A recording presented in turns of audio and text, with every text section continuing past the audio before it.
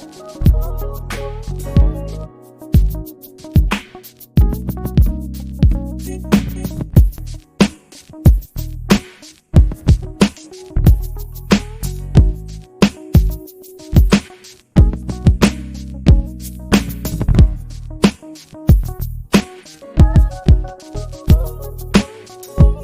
Ringside crew.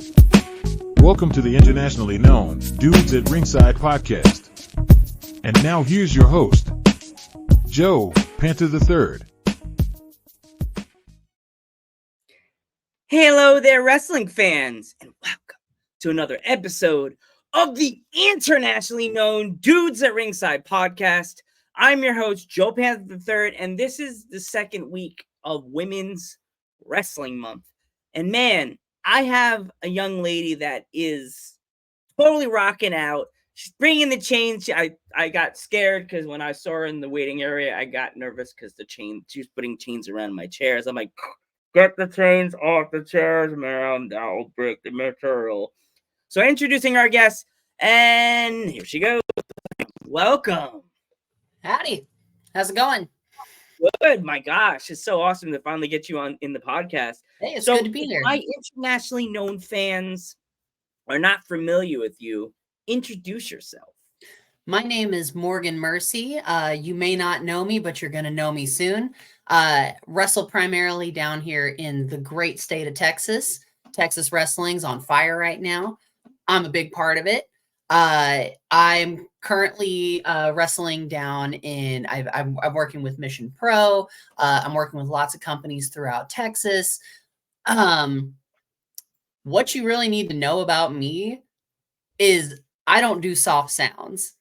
I only do heavy metal. As he mentioned, with the chains and the metal and the jacket and the studs and the leather and all that, that's all me, baby. Oh my gosh, that's so awesome. So who trained you? So I originally trained, I've been at the Metroplex Wrestling MPX in Bedford, Texas for my entire day one. I've been training there. Originally I was trained by Stephen Kirby, who is a guy who is known throughout the state of Texas. He was around for a long time, but since he has since retired. Now Athena and Matthew Palmer run that training school, so I train under her. So she puts us through the ringer quite a lot. Awesome. So what kind of advice did they give you to what your wrestling style, like what you put into your character and the style you do? I mean, I've gotten lots of advice throughout the years with them. I'm always growing, changing. We have a saying that like training is forever. So you're always learning something. You're always developing a new skill. You're always developing a move set, a character, all that stuff. One of the biggest probably tips that I've gotten was slow down, right?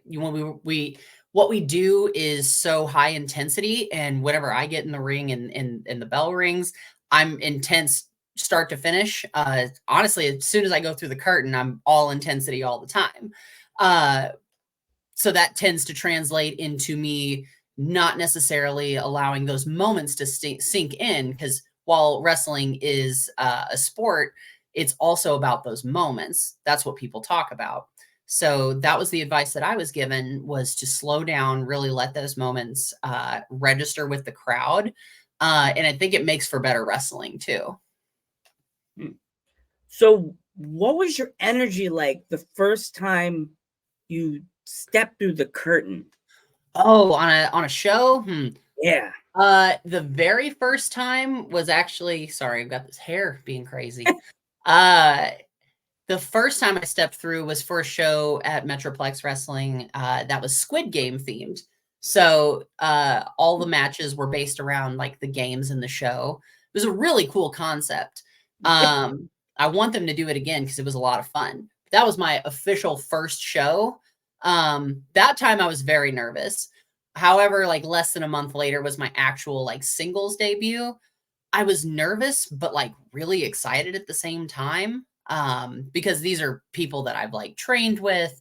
I know this crowd because we run weekly. So I've been coming to these shows and helping out and doing security for, a couple of years at this point. So those people got to see kind of the amalgamation, the culmination of like all that hard work and who I am as a person. And that was just really cool. It was a really cool moment to experience. Up here on the top of my shelf, I actually have a picture. So we have a photographer that sits ringside, and he got a picture of me the very first time I came through the curtain. So I just have that up there on top of my bookshelf. I've changed a lot since then. My hair was blonde at that point. I had sleeves. Oh, geez. Those that don't know, I wear a lot of vests. I'm not a big fan of sleeves. I'm wearing them now because it's actually cold in Texas. Yeah, PA. We had like a frost a few days ago, and I live up in the mountains in the Poconos.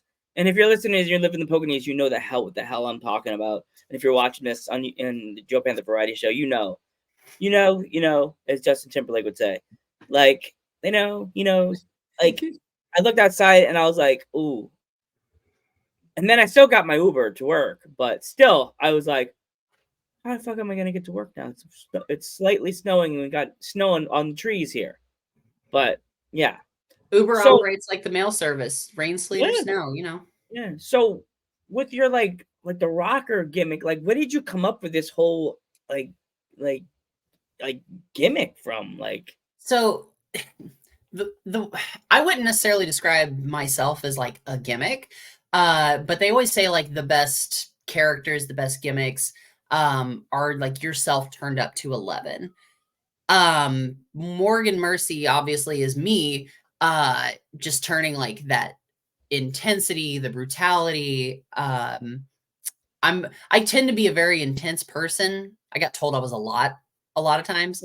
I'm very loud. I'm very like talkative.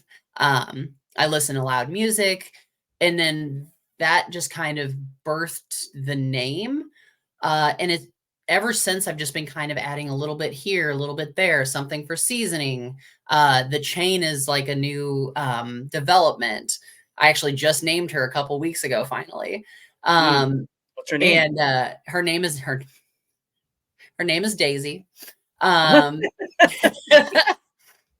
Yeah, right. Exactly. But yeah, those elements have been added over time, just kind of as I've figured out who I am in the ring, who I am outside of wrestling. And really, I just need to stop adding metal to my entrance, at least. That's I think, where I need to draw the line. Because now I have this big leather vest covered in studs. And then I have the chain. I'm just like weighed down so much on the way to the ring. Oh, so I've God. told everybody, don't let me add any more metal. Nobody lean on your arm or you're going to just fall on the floor. Honestly. Do you have pins on there? Like rock band pins? There is no room. There's no room. Geez. It's all studs. Oh, God. Don't accidentally walk past the metal detector. You'll like set everything off. Oh, yeah. They know. They already know. I mean, like, have you ever had I have piercings and stuff too. So I'm always setting metal detectors off. Do you have any crazy stories from like either your matches or when you travel to like from state, like in Texas, like different areas? Define crazy. Like traveling, like when you're traveling from like on the car or like when you go like there and stuff like that, or like at like any shows and stuff like that. The first one that came to mind was, so I've traveled. So for those that don't know, Texas is huge. It's gigantic. So when I go to wrestle in Colorado, it's a 12-hour drive to get to Denver, and 7 of those hours are just Texas. And I'm in the north part. So I'm driving through Texas for 7 straight hours. Anyways, so whenever I go to Colorado, it's always a weekend. We make a weekend of it, me and a couple of friends. But a girl that I travel with quite a bit, her name is Reza Clark. She's also a wrestler down here in Texas. She actually made the queer wrestling index. I think she was like 187 this year. So wow, congratulations! Congrats. That's awesome. I unfortunately did not make the list, but you'll be next on it. Year. Don't worry. Yeah, we'll get you there. We'll get me there. They'll see you on the ringside, and you'll be there. Don't worry. There we go. Number 1, baby. I'm coming for it. I'm coming for you, Max. But as for stories, there was, oh gosh, this is such a silly story, but we parked in a parking garage under a hotel. And I guess we had parked on a different level than we normally did. And we, exhausted from the drive, we went out to the bar a little bit afterwards. And so we got lost in this parking garage because we were like, I swear the exit's over here. And it was like a block, like a huge parking garage that we're just walking through in the middle of the night in the middle of the mountains. And we found like an unlocked door that led to like a really creepy hallway. Like we were freaking out. We definitely we thought we were trapped in the back rooms. So we were lucky to escape with our lives. Yeah, I'm happy we made it home because our sense of direction apparently wasn't there. I'm sure there's other stories that I'll think of off the top of my head here in a minute. Do you have any stories? That's the first one that came to mind. Oh, sorry. You have any stories from like any of your matches? Like what is like the craziest like weapon or anything like within you ever do any like hardcore matches, like death matches and stuff like that? I'm not a death match person. I respect the hell out of the people that do death matches, but it ain't for me. I'll do hardcore stuff all day. Like, what's your favorite weapon to grab? Huh? What would you say like you would be your favorite weapon to grab in a hardcore match? Kendo stick. Okay. Oh, they're just fun to swing. And it's also fun to watch it bounce on the guy. Oh, yeah. Goes back and just like. In a really weird way. Like they hurt. Don't get me wrong. They suck. I don't like getting hit with them, but I kind of like it. Like it's like a weird, fun little sting. I'm a strange person.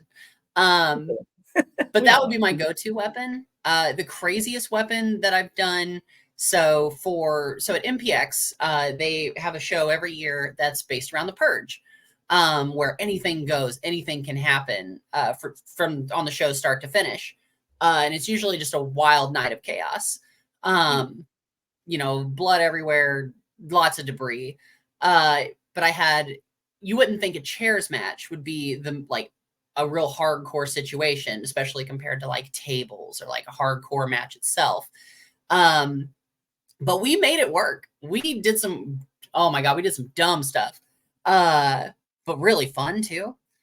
I came out with a chair that I had taken thumbtacks and pushed it through tape, and then taped it to the chair itself. So basically, it was a chair with spikes on it because, of course, it was. It didn't work out so well for me. I did eat that one. That wasn't fun. A little bit of blood everywhere. Never hurt nobody. Yeah.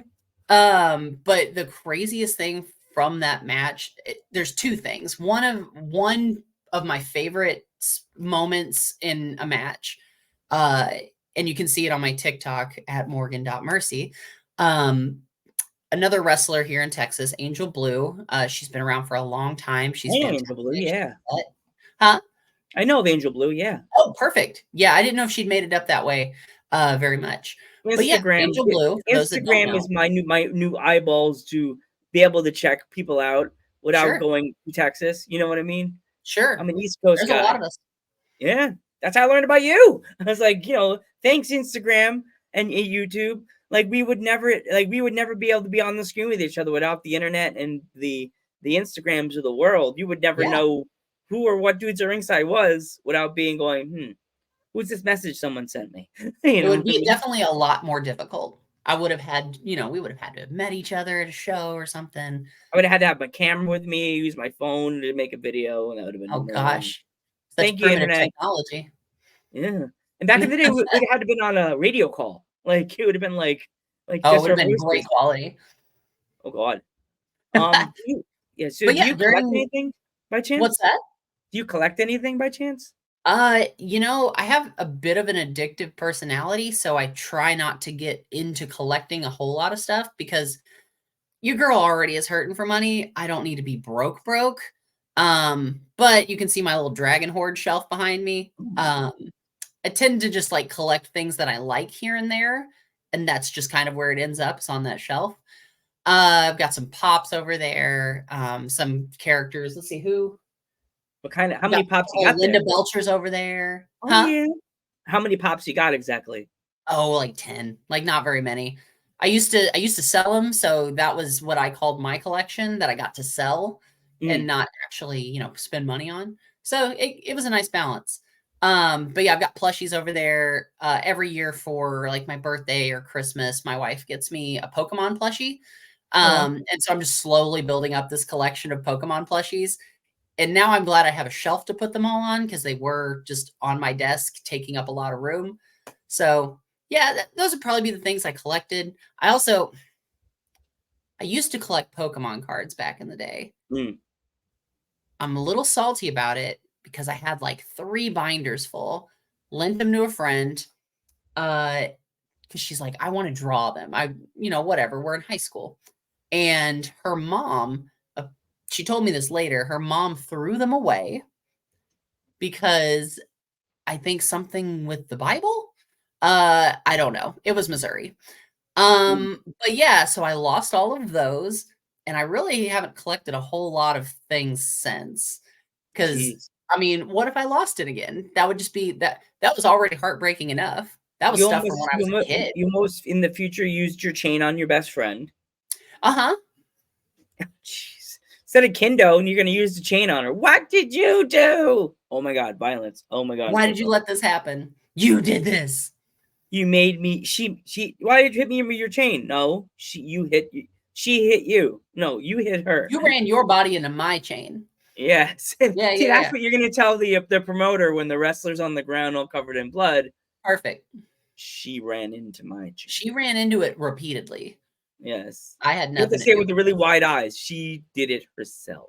it. I told her to stop. She just kept running into it. Jeez. But it was around her neck. No, No, she you went didn't see around the chain.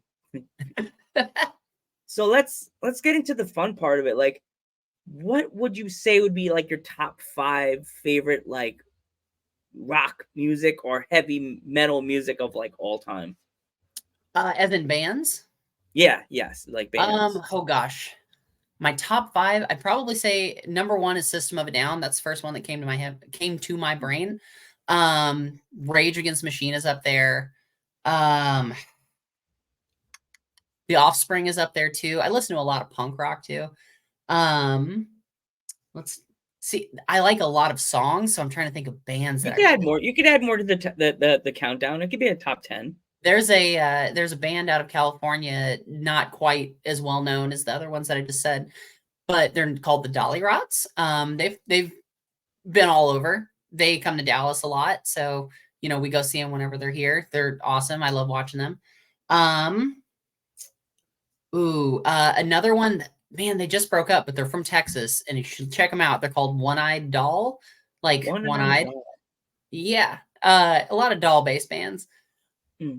It's generally how Riot Girl works out. But yeah, you should check them out. They're real fun. She has a really great voice. She's like classically trained, so it's like very haunting vocals with like Oh heavy god, like guitar riffs. Evanescence. Huh?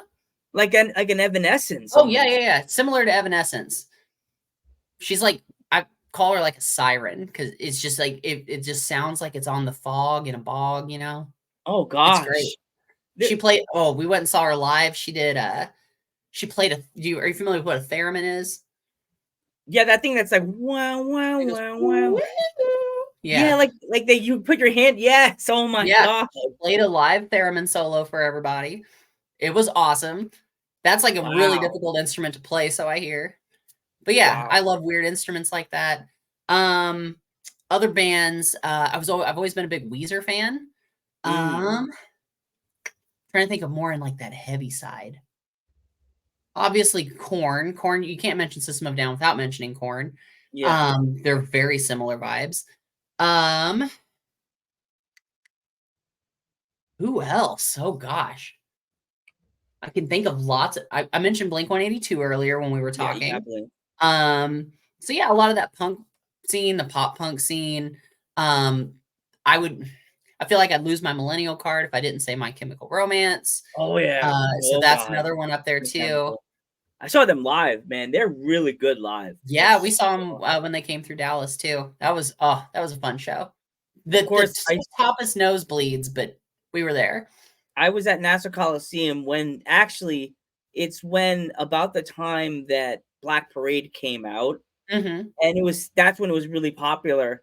And I saw the band, and the lights go out when that song's about to start, and then you see the heartbeat on the stage, Ooh. and then you start hearing the beginning, that piano part. Mm-hmm. The piano part that everybody knows, yeah. And the crowd, you would have thought like Hulk Hogan came out of the curtain in the 90s in the garden. What a pop. I love that.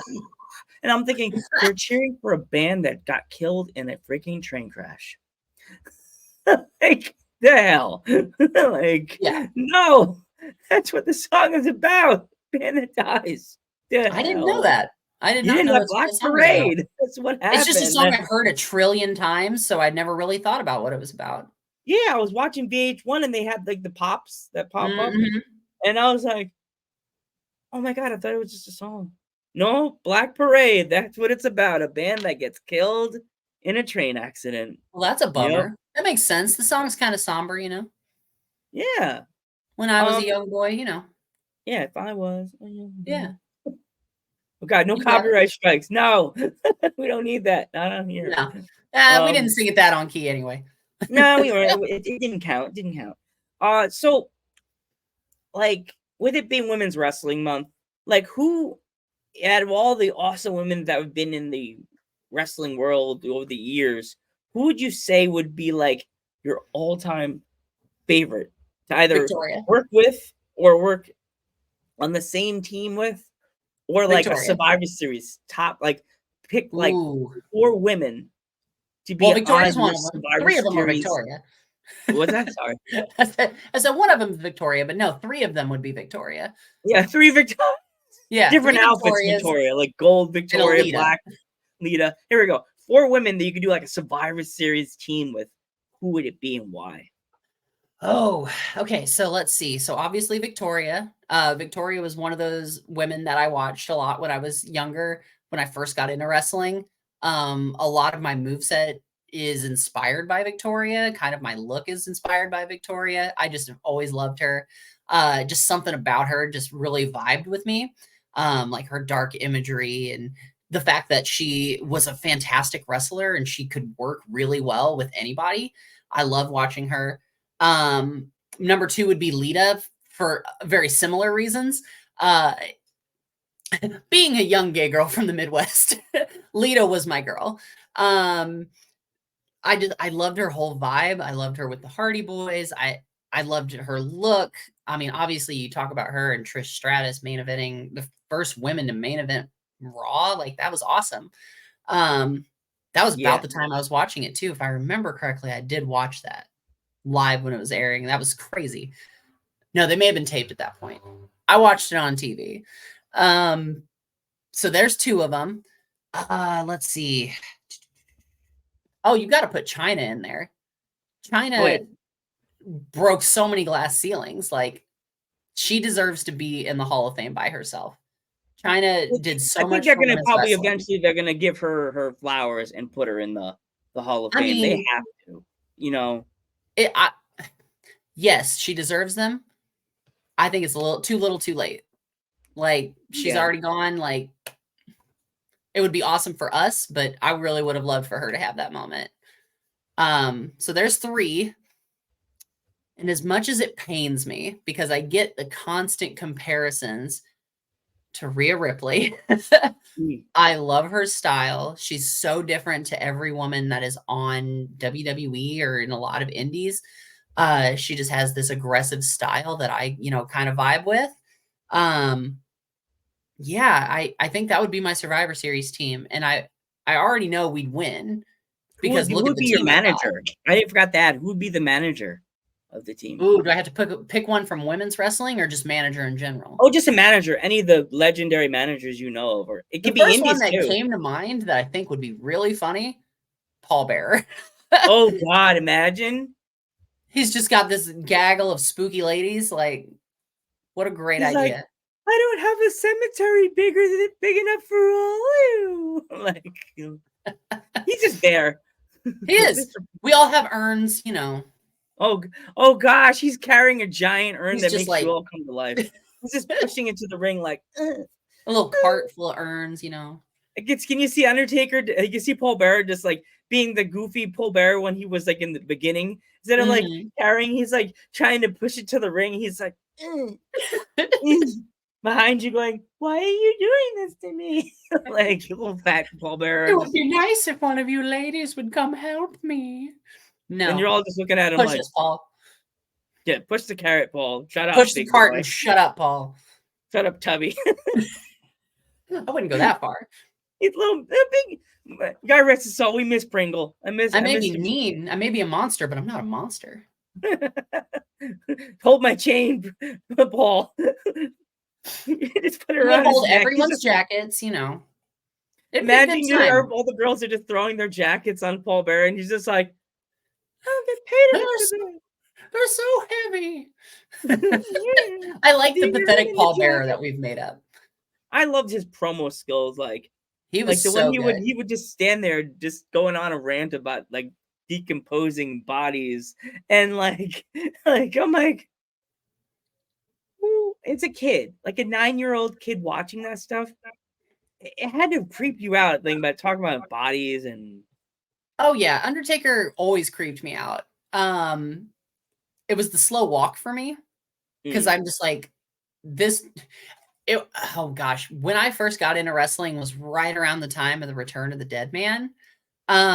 So I like got in on that whole build with like Kane at the Rumble and Undertaker's music going off and that place erupting and Kane getting eliminated, screaming, "I buried you alive," and all that. I love both of them. Awesome. Kane was always one of my favorites too. One of the first people I ever saw watching wrestling. It was like right after they unmasked him, and he set JR on fire. Oh, that was a whole deal. Yeah, that was right around the time I came into wrestling. So that was a weird time in wrestling. Oh my God. I remember that they did that at the Garden when he got unmasked. Yeah. And I had a friend that was there. This is right before like the internet and the Instagrams and like the iPhone started coming in. My friend sent me a picture of Kane, the back of Kane, without the mask on. And he wasn't in the right shot. He wasn't in they call it the camera shot now that everybody gets in. He has the back of him and he's like, "Look what happened." And I was like, "What the hell is that?" Oh God. I didn't even have the iPhone yet. I had like a flip phone. I'm like, "What is that?" So you have like 120 pixels, you know? Yeah, I could see the back of him. I'm like, "What the hell is that?" I think and I'm like, "Oh yeah, I watched that. I missed it." But so if my fans want to follow you on social media, how can they find you? So I'm honestly, if you search Morgan Mercy, it's pretty easy to spell. It's spelled right down there. You can find me on most social media platforms. On Instagram, I'm Morgan of Mercy, as it's written there. On TikTok, I'm Morgan.Mercy. Blame the person that took my name. I will find them. Oh, and I'm gonna get my name. It's just gonna take some time. Yeah. I'm also on Twitter. I want to say that one is Morgan_Mercy with another underscore at the end. We had to finagle some stuff to get even close to the name, you know. And then on YouTube, you can find some of my matches. If you just search Morgan Mercy, you can find them that way as well. So if anybody wanted to pick up any merch of yours, how can they find it? Hit me up. I unfortunately don't have a merch store just yet. But I love working with people and figuring out a way to get them anything that they want. I've got a few different t-shirts. You can see all those on my Instagram. There's like a rainbow one and a blue one. You know, I've got lots of crazy stuff. So you can find that there. Just hit me up and we can work something out. And, you know, I want my mercenaries to be representing anywhere they go. Mercenaries, I like that. Oh my God, that's... Hey, I call my fans the Ringside Crew. So, you know. There you go. Everybody's got a fun name, you know. Yeah, so the YouTube channel fans, I call them the Variety Crew. Perfect. Or the Panther Pack, whatever. I don't want to sound like Panther Pack's good. I like Panther Pack. That's my crew. That's when you follow me on the Joe Panther on Instagram, I say, "Welcome to the Panther Pack." I love that. Yes. That's a good idea. Yes. Well, I want to thank you so much for coming on Dudes at Ringside for my anniversary, May 4th. year as being a podcaster. So I want to thank you so much for helping me celebrate this 4-year anniversary. I'm Joe Panther the Third. I'm Morgan Mercy. Thanks for having me. And we will catch you in the next one. Good night, everybody.